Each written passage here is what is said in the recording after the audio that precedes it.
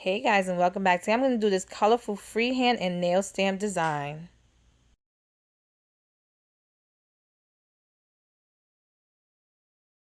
So I'm going to use this glitter black by Oily called Gothic, white by Sinful Colors called Snowy White, blue by LA Colors called Aquatic, yellow by Sinful Colors also called Let's Meet, mint by Salon Perfect called In Mint Condition, and this red by Creative Play called Well Red. That's enough polish.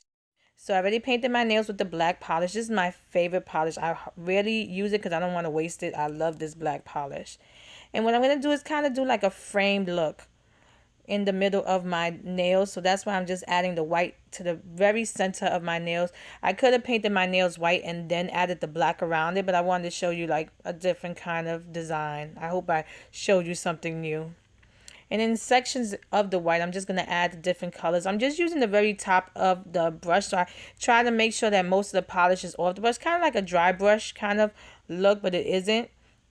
And I just dab the colors in the white just so that the colors could pop. Because if you do it on the black, it's, gonna not be as bright as if you did it with the white.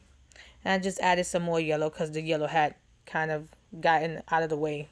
Then using my Buitee Collection's '06 nail plate, I'm going to apply a black stamping polish onto this design. I like this design. I thought it would look really pretty in the middle of the freehand design I have already done.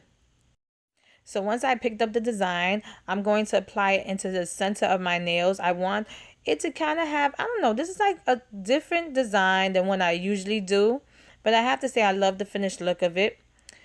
Once I'm done with applying the stamp design, I cleaned around my nails and I applied a quick dry top coat. I hope you liked this video. If you did, please give it a thumbs up. Subscribe to my channel to get updates on when I upload new videos. And check out my Instagram at Funwithmynails to see more of my nail art. Thanks so much for watching. See you next time.